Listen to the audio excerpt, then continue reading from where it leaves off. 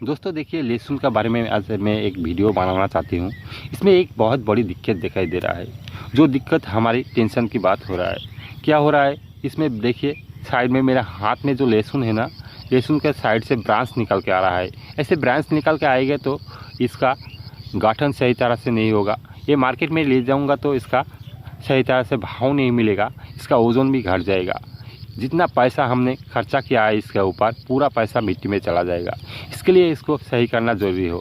इसके लिए हम लोगों को कौन कौन सी विधि अपनाना चाहिए, कौन कौन सी कारण से ये आता है, इसके बारे में आज के वीडियो में मैं बात करूंगा। मैं हूं आपका दोस्त एंड होस्ट इलियास और आप लोग देख रहे हैं Indian farming adviser YouTube channel.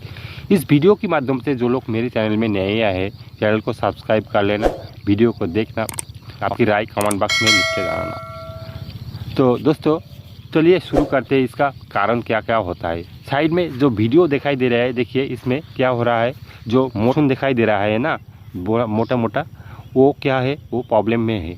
उसको हम लोग को देखना चाहिए जो चीर के ऐसे साइड से ब्रांच आ रहा है क्या नहीं। अगर आएगा तो इसको रोकना चाहिए। अगर अभी नहीं रोकेंगे तो ये सही तरह से नहीं होगा। इसलिए हम लोगों को कौन कौन सी विधि अपनाना चाहिए। देखिए, सबसे पहले तो हम लोगों को पीजीआर का यूज़ करना ही पड़ेगा। सबसे पहले जानते हैं ये कौन सी कारण होता है। जब हमारे खेत में खरपतवार आते हैं, खरपतवार को निकालने के लिए हम लोग लेबर लोगों को लगाते हैं। लेबर लोग जब इस लहसुन का खरपतवार निकालते हैं, उसको पैर इस लहसुन का पौधे के ऊपर चला आता है, तो उसमें क्या होता है, कुचल जाते हैं। कुचल जाने के बाद जब हम लोग इस पर सिंचाई करते हैं तो साइड से ब्रांच फिर से निकलना चाहती है। इसको सावधानी बजाय रखना चाहिए। और दूसरे और एक कारण क्या होता है, और एक कारण हम लोग सिंचाई कम करते हैं लहसुन में। अगर इतना कम करेंगे जो लहसुन का मिट्टी जो है ना वो फाट जाएगा, तो ऐसे दिक्कत आ जाएगा। इसलिए हम लोग को सही तरह से सिंचाई करना पड़ेगा। और तीसरा कारण है, जब 70 से 80 दिन में आ जाता है लहसुन, इस टाइम पे हम लोग क्या करता है, इस टाइम पे सिंचाई करते हैं, खाद वगैरह देता है, लास्ट खाद जो होता है। अगर इस टाइम पे सही तरह से NPK पे बैलेंस करके हम लोग खाद नहीं देंगे तो बहुत बड़ी दिक्कत होता है। ऐसे ही दिक्कत आता है। इस टाइम पे अगर हम लोग नाइट्रोजन और फास्फोरस का परिमाण ज़्यादा दे देता है तो ऐसा होता है। इस टाइम पे हम लोग अगर पोटाश कम देंगे तो ऐसा होगा।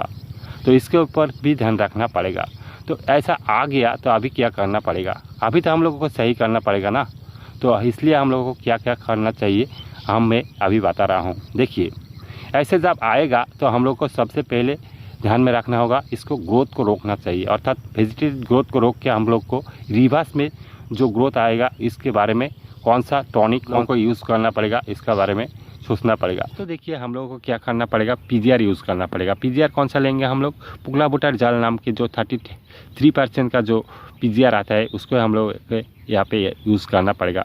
पीजीआर क्या करता है, पीजीआर पौधे में जो जिब्रेलिक एसिड निकलता है, जो पौधे को बढ़ावा देते हैं, उसको रोक देता है। तो उसको रोक देगा तो क्या करेगा, पौधे बढ़ावा नहीं होगा।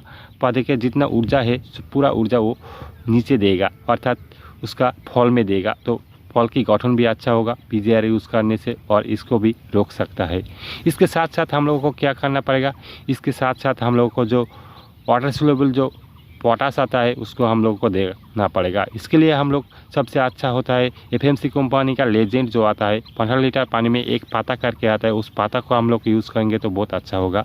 नहीं तो हम लोगों को क्या करना पड़ेगा, 0050 नाम का जो पोटाश आता है, उसको हम लोग को यहाँ पे यूज़ करना पड़ेगा। इसको कितना लेना होगा, 15 लीटर पानी में 70 से 80 ग्राम लेके इसको साथ मिला के छिड़काव करना पड़ेगा। इसके साथ साथ हम लोगों को बोरोन भी देना पड़ेगा। बोरोन अगर सही तरह से नहीं देंगे तो इसका रोकथाम करना बहुत ज़्यादा मुश्किल हो सकता है। इसलिए हम लोग को बोरोन देना पड़ेगा। बोरोन देने से क्या होता है, पौधे का जो लहसुन होता है, लहसुन का साइज़ भी आता है, दाना भी अच्छा निकल के आते हैं। इसलिए हम लोग को इसके ऊपर ध्यान देना पड़ेगा।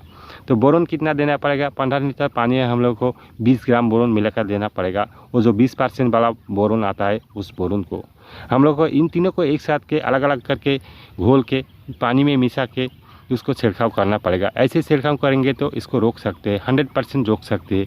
अगर इसको हम अभी रोक दिया तो बाद में ये अच्छा लहसुन हम लोगों को मिलेगा। इसलिए हम लोग को इसके ऊपर ध्यान देना जरूरी होगा। इन तीनों चीज़ों को एक साथ मिला के हम लोग को छिड़काव करना ही पड़ेगा।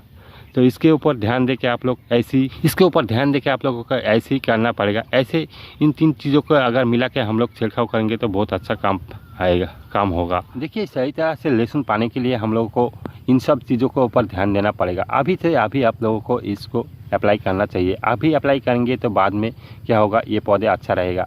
क्या होता है, हम जब पीजीआर और इन सब चीज़ों को मिला के देते हैं, छिड़काव करते हैं, तो क्या होता है, पौधे का जो ग्रोथ होता है ग्रोथ रुक जाता है।